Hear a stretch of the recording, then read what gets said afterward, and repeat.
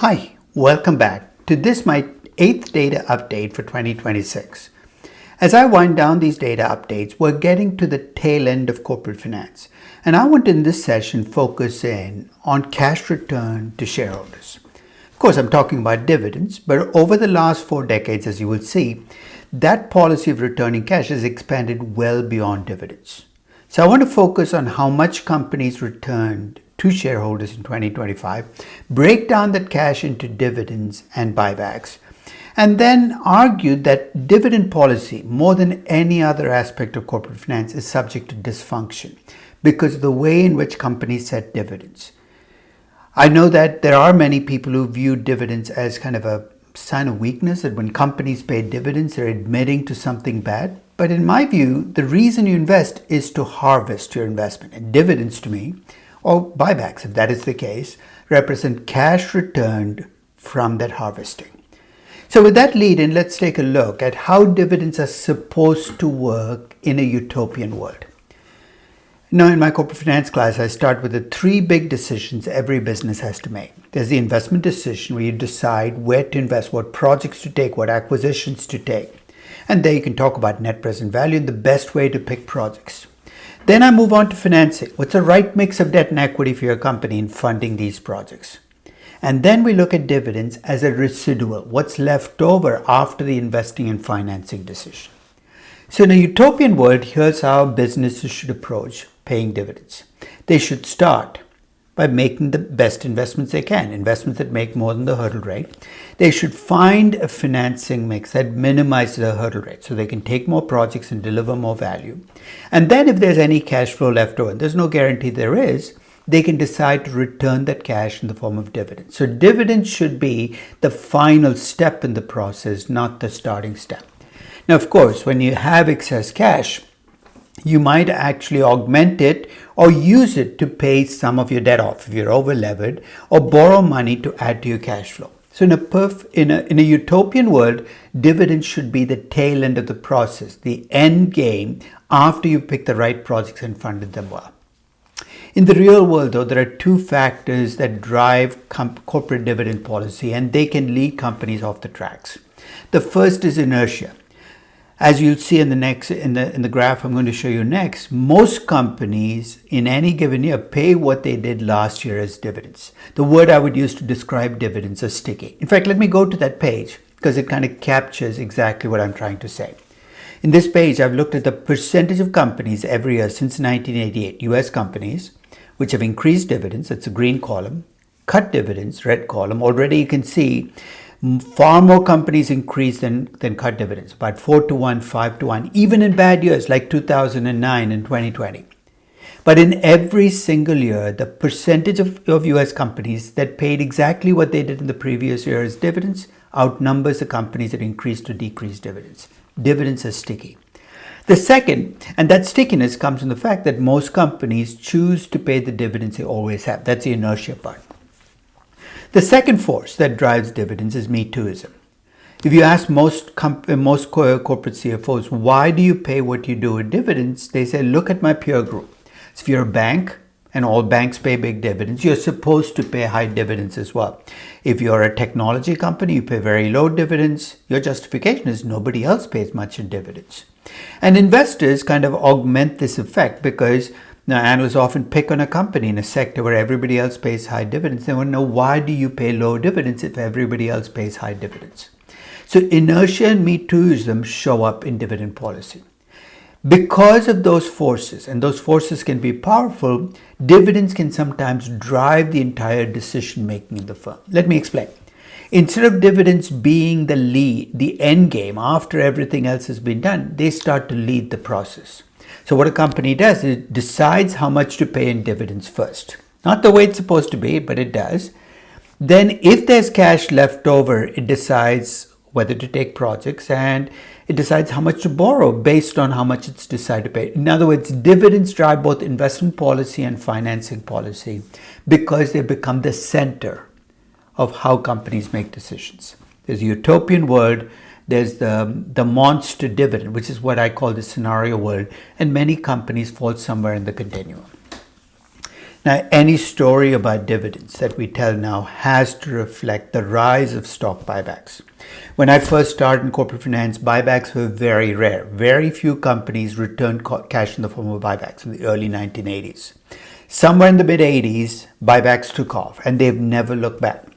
In fact, in all but 2 years since 1988, buybacks have started to be higher than dividends. And in 2025, for instance, about 2/3 of the cash return, more than 70% of the cash returned took the form, more than 60% of the cash return took the form of buybacks. Clearly, the shift towards buybacks has been dramatic in the US. And there's a lot of mythology that's built around buybacks. There are people who hate buybacks and want them to stop. There are people who love buybacks, and they both have created their own set of myths to justify their positions. I'll come back and take a look at all of those myths later in this session. So dividends are driven by inertia and me-too-ism. There's a lot of stickiness, but increasingly companies have shifted to buybacks. Well, one reason buybacks might have taken off is because they're actually flexible dividends. You can choose to return cash, you can choose not to return cash. So maybe that's the reason they've taken off. With that lead in, let's step back and think about a rational way to decide how much a business should return in cash. A rational business person might be an oxymoron, but you got to try, right? So in a rational world, to decide how much you would return in cash, you got to start with how much can you return in cash, potential dividends. It's actually far simpler than it looks, because here's how you can compute potential dividends. You start with net income. Why net income? Because dividends are cash flows to equity. You start with earnings to equity investors. I know. Net income is not cash flows. You add back depreciation, amortization, and non-cash charges. Then you subtract out capital expenditures. They might not be counted as expenses, but they are cash outflows. And increases in working capital drain cash flows, decreases increase cash flows. You bring in the change in working capital. Collectively, CapEx minus depreciation and the change in working capital is what we call reinvestment. So from the net income, you subtract out reinvestment. But before you look at what you have available to pay to cash flows, you have to think about cash flows from debt, new debt issuances, and debt repaid. No, debt repayments are a cash outflow. Most companies, debt repayments come from raising new debt, not from equity. So I'm going to look at new borrowings as a cash inflow, debt repaid as a cash outflow. And you net that out, you end up with potential dividends.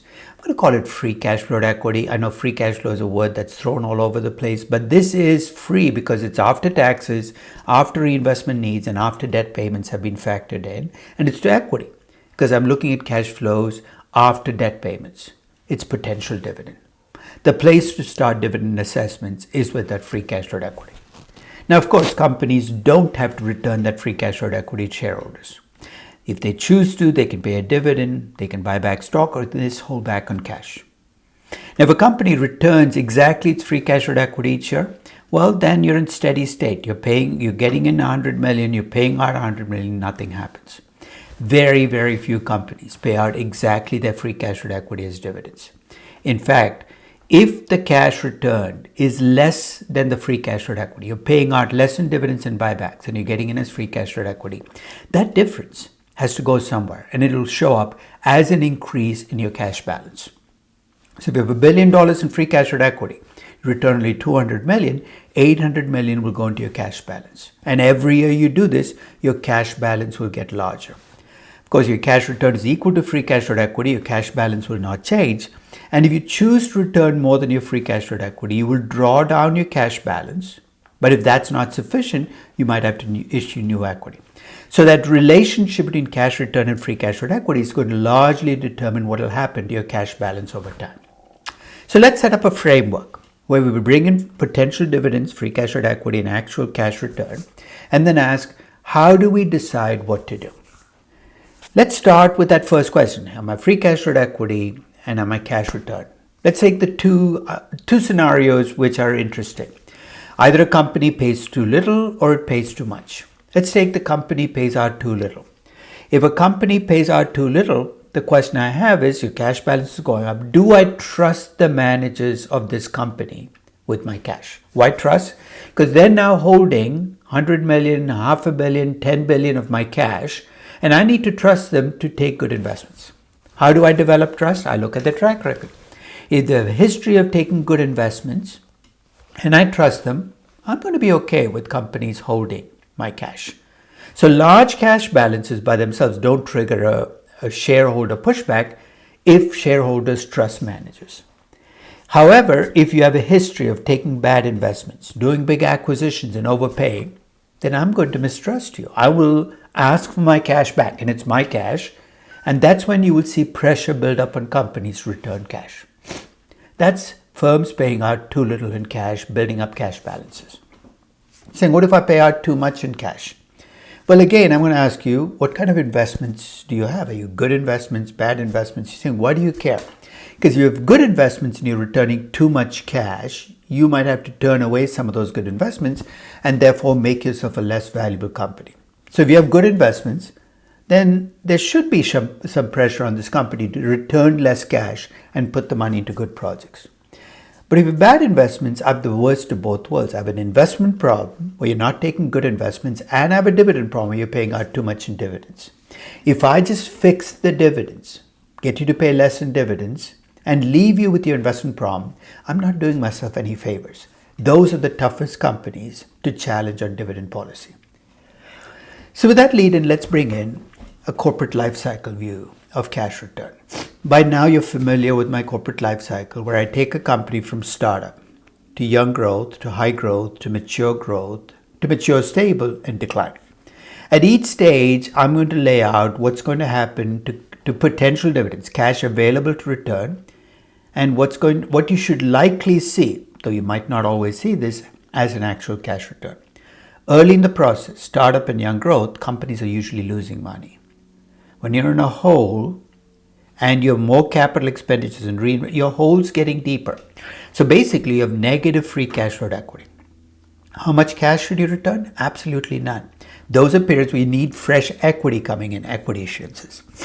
When you enter high growth, you still usually have negative free cash flow equity even after you start making money. Think of why. You're making a positive net income, but you have high growth, you have high reinvestment needs, you could still end up with negative free cash flow equity. However, this is a scenario where you might be able to cover your funding needs, so your free cash flow equity might end up converging towards zero if your net income rises. And then you get into mature growth, and this is when you start to see an opening, where the free cash flow equity continue to grow, partly because your net income is getting higher and your reinvestment needs are dropping off as growth declines. Your capacity to pay dividends opens up. Initially, you know what companies do? They fight. They fight growing older, and their cash balances accumulate. But at some point in time, reality intrudes, and these companies start to return cash, usually in the form of buybacks, because they still feel uncertain about the future and their capacity to continue to return cash. Then you get to mature stable. You're in the sweet spot, because you now have stable net income, very little reinvestment. And here, if you feel comfortable in your competitive advantages and capacity to keep making money, is when you start to pay dividends. Then you're going to decline. You're starting to shrink as a company. One way you do it is you return not just what you have available, but well above that. So if your free cash flow equity is 100 million, you return 150 million. By doing what? By divesting assets, shrinking as a business. So depending on where in the life cycle, I should expect to see very, very different types of stock issuance and cash return. Let's start with a graph that looks at dividends in 2025. Now, absolute dividends are tough to get your head around because they'll differ across large companies will pay bigger dividends than smaller companies. So you have to scale dividends to something. The first thing I'm going to scale dividends to is net income. Dividends divided by net income is called the payout ratio, the percentage of your earnings that you pay out as dividends. This is what payout ratios look like in 2025 for companies that pay dividends. It sounds like an odd choice of words, but in the next page, I'm going to show you why I use those words. Among companies that pay dividends, the median payout ratio is about 30 to 40%. You can see the peak. There is a fairly large subset of companies that pay out more than 100% of their earnings as dividends. Now, these companies might be crazy, but they can have good reasons for paying out more than 100%. The first is they had a bad earnings here. They expect earnings to bounce back. The second is they're declining companies and they want to shrink as companies. The third might be that they are underlevered and they want to increase their debt ratios by reducing equity. So it's a dividend payout ratio. Let's move on to the dividend yield. The dividend yield, I scale dividends to market price or market capitalization. What does it give me? It gives me the portion of my return as an equity investor that comes from dividends. Again, let's look at the distribution among dividend paying companies. And here I wanted to focus on that second column where I look at the percentage of companies that pay dividends. If you look across the world, about half of all companies globally pay dividends. In the US, it's less than 30%. Most companies in the US don't pay dividends. The median dividend yield across global stocks is actually 0%. So I'm going to focus in just on the dividend paying companies. And here you see a different kind of distribution from the payout ratio, where you got a peak and then, if not symmetric, at least something that tried to be symmetric. Here you can see it's a pretty level distribution. A lot of companies bunched up with very low dividend yields. But there are a few companies with extraordinarily high dividend yields, 6, 6.5, 7, 7.5, 8%. Now, before your eyes light up and you go buy those stocks, many of those companies are basket cases because they're declining companies, and these dividends might be a precursor to much worse things coming down the pipe. Incidentally, if you track the dividend yield over time, and I've taken this for just the US stocks going back all the way to 1980, what you see 1960, what you see is the dividend yield over time has declined, and as a percentage of the overall expected return you can get on stocks, it's now down to less than 15%. Here's how I computed this number. If you remember an earlier post, I talked about computing an implied expected return for the S&P 500. I've done that for a long time. I take that implied expected return. So if it's right now it's 8.5%. That's what investors are expecting to make on stocks on an annual basis. The dividend yield right now is about 1.4%. In 2025, that 8.5% return, 1.4% comes from dividends, the remaining 7.1% from price appreciation. What does that mean? Equities are increasingly a price appreciation game, not a dividend game. And that is something that we have to factor in as investors. I did take the dividend yield and payout ratio and compute them for different sectors, both for global and US companies. By now, you kind of are familiar with how I do this, right? I look at the aggregated dividends and I computed a yield and payout ratio based on all of the companies and adding up the dividends across all those companies. And then I take company-specific numbers and I look at the distribution of dividend yield and dividend payout ratios. Let's say communication services globally. There were 2,193 companies in the sample. 38.6% of communication services globally paid dividends, 61.4% did not. You add up the dividends across all those communication services companies, the aggregated dollar dividend was $162.3 billion. Dividend yield is that dividend divided by the total market cap, 1.37%, and as a percentage of net income, it's 34.88%. If you look at the dividend yield distribution among dividend-paying companies, the median dividend yield is 2.71%. Remember, this counts only those companies with dividends. The first and third quartiles reflect the distribution of dividend yields, and the same thing with payouts. And I do this with every sector for global and US companies. There are, as you compare across sectors, you can already see that if you focus on large dividend-paying stocks, you're going to end up with a lot of banks, a lot of real estate companies, a lot of utilities in the US. And if we go to global companies, you see consumer product companies. Discretionary and staples also have fairly high dividends. But basically, you can see the variation in dividend policy across sectors. Now, if you focus on technology, you'll notice that it's among the lowest dividend yields and payout ratios, and the least percentage of companies paying dividends. Partly because many technology companies are younger, and the companies that are stuck paying dividends often end up being older companies that initiated dividends and don't know how to back out. So that's the dividend story. And I think that there's one final point I want to make about the dividend story before I move on. If you look at old-time value investing, and I've picked on old-time value investing a great deal, it's built around dividends. The Ben Graham notion of a good stock is a stock that pays a dividend that's almost like a coupon with price appreciation. If you adopt that philosophy, I won't take issue with it. It's a conservative principle first philosophy. Be very clear that you're going to end up first with this time series problem, which is fewer and fewer companies are paying dividends. And second, you're going to end up with a lot of banks, a lot of real estate companies, a lot of utilities in your portfolio. And you have to be okay with that. As I said, the biggest problem with dividends is they're rigid. I think of buybacks as flexible dividends rather than something new and different. Now, and there are people who do not like buybacks, and they have arguments they make against buybacks, and I have no problem arguing buybacks, but many of the arguments they make seem to be based on feel rather than facts. For instance, I've heard 4 arguments against buybacks. Well, first is that this is some kind of invention at US companies, and that companies outside the US don't do it. The second, that buybacks are wasteful and reduce corporate investment. At first sight, you're saying that's obviously true. We'll see why that's not. Third is that buybacks have been debt funded and are increasing distress risk at US companies. And the fourth is buybacks can destroy value, and often do, because companies buy back their shares at prices that are too high relative to fair value.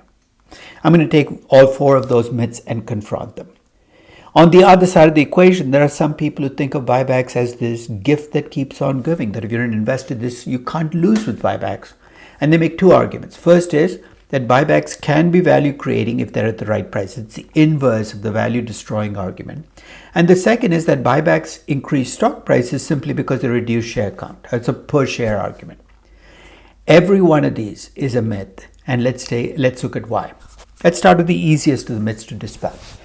That buybacks are a US phenomenon. 40 years ago, even 30 years ago, this might have been true. But if you look across the globe now, you start to see companies in other parts of the world have caught on. In 2025, for instance, the US still led the troop in terms of the most companies buying back stock and the highest percentage of cash return from buybacks, almost 60%. But you look across the world, if you look at the UK, you look at Japan, you look at Canada, you're starting to see much of the rest of the world catching on. Even the EU, which had to be dragged to the altar for buybacks, had restrictions on buybacks for a long time. Almost 30% of the cash in 2025, 28.55% to be precise, took the form of buybacks. You're saying, but emerging markets don't do it, right? Well, China certainly has caught on. 21.4% of cash return took the form of buybacks. There are clearly parts of the world where buybacks haven't caught on. Let me list the 4 regions where buybacks are less than 10% of cash return. Africa and the Middle East, Eastern Europe and Russia, India, and Southeast Asia, Thailand, Indonesia, Malaysia.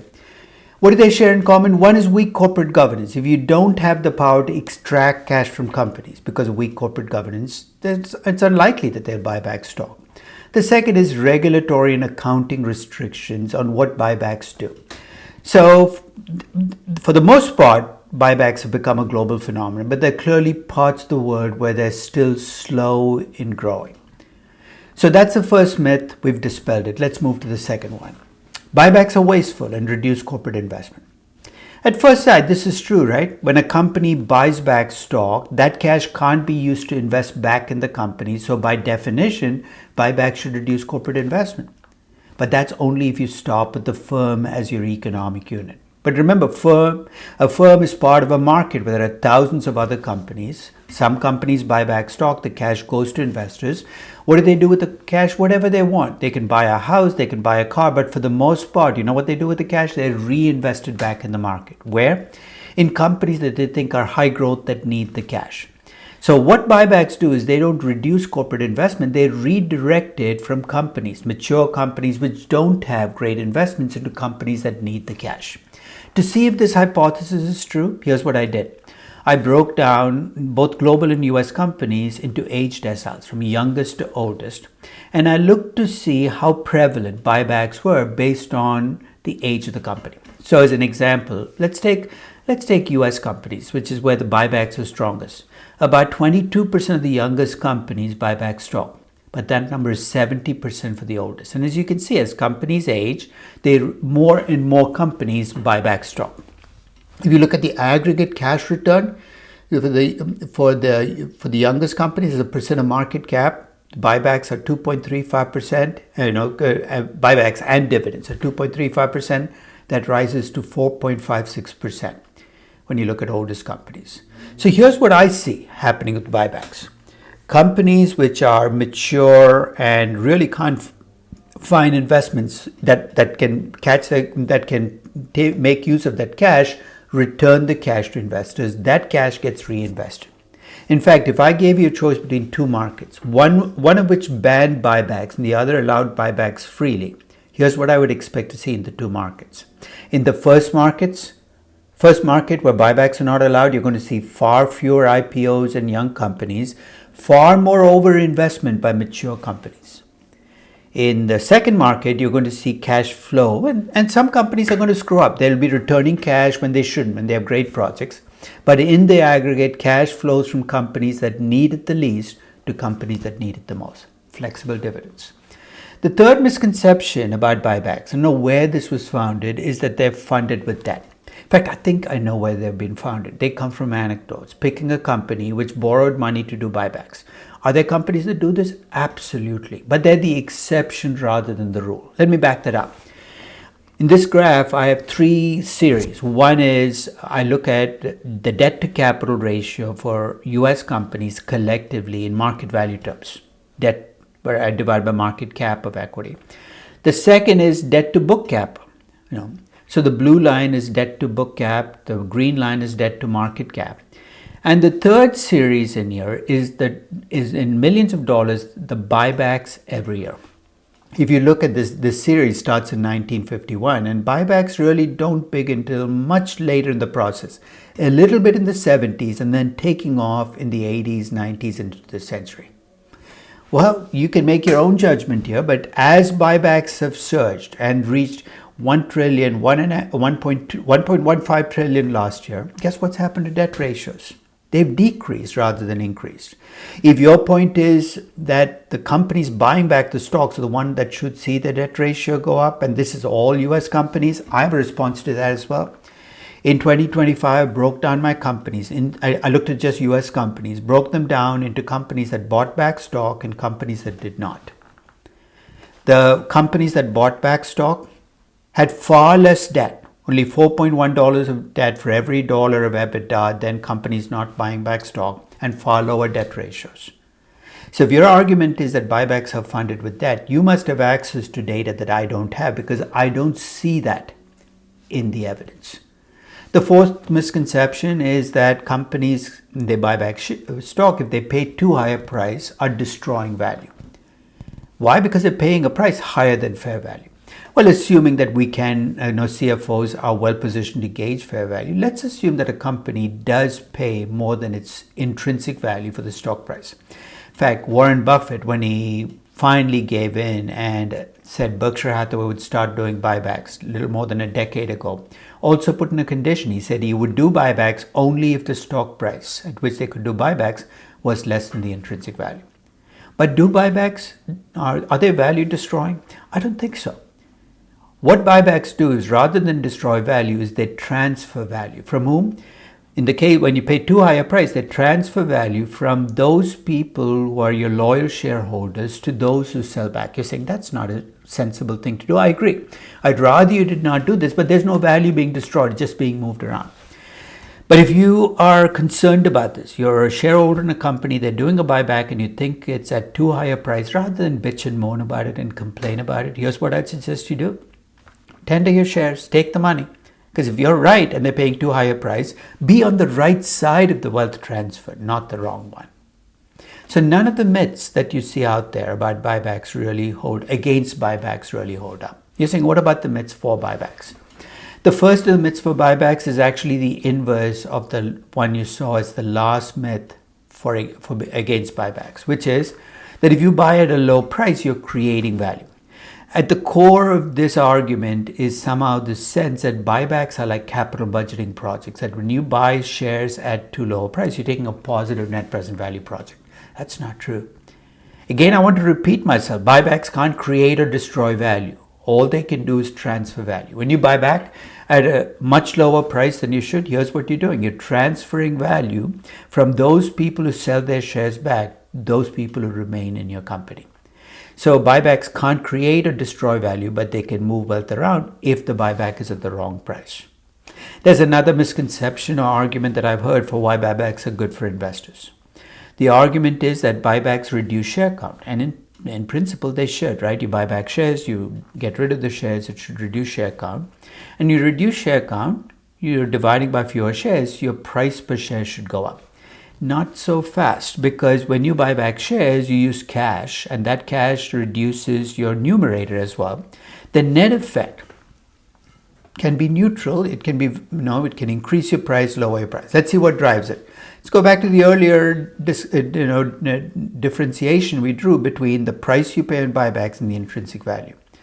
If you buy at the intrinsic value, it is entirely possible buybacks can be neutral.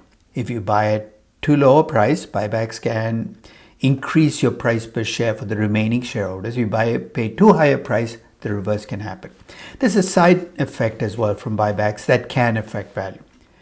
If you have a company with a lot of cash and investors mistrust you with the cash, they're discounting the cash in your hands because they worry that you could do stupid things with the cash. Buying back shares with the cash will make that discount go away because now the cash is in the hand of shareholders. That's one side effect where buybacks can increase the stock price.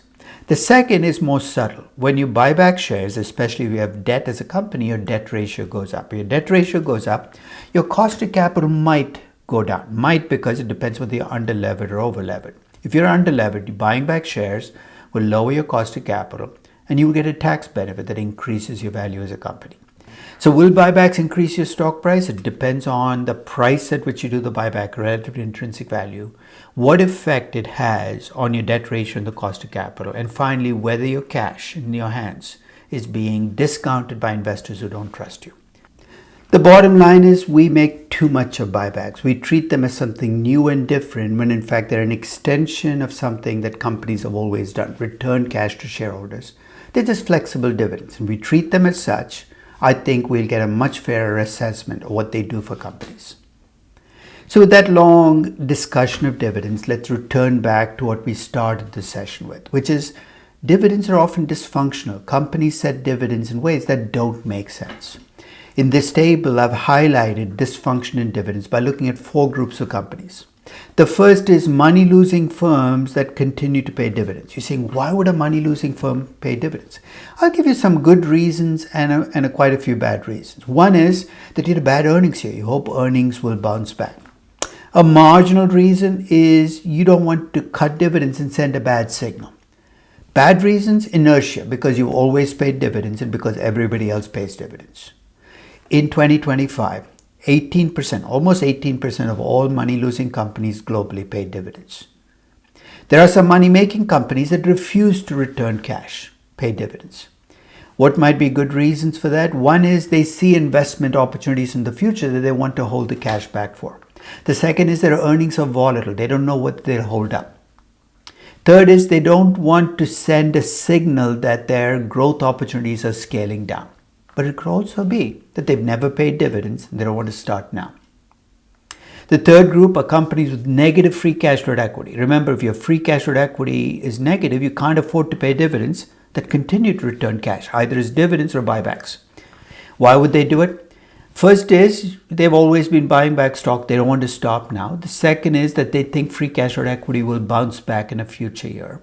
The third is, and this is deliberate, they're doing this to increase their debt ratio because they think it'll lower their cost of capital. And the fourth is they're trying to shrink as a company because they're declining, the business is declining. And finally, there are positive free cash flow equity firms that sometimes don't return cash. Again, inertia is always a reason. But it could be that they feel that there might be an earnings drop or expansion plans, or because they want to decrease leverage. Look at the percentage of companies globally in each group that fall into this. If you look at money-losing companies that pay dividends, as I mentioned, about 18%. Money-making companies that don't pay dividends, almost 30% of companies that are money-making don't pay dividends. About 66% of companies which have positive free cash flow equity don't return. About 66% return cash, but 33% don't return cash. And conversely, there are 37% of companies with negative free cash flow equity. that return cash. You can look at differences across regions, and you'll see very quickly that dysfunction is around the globe across companies.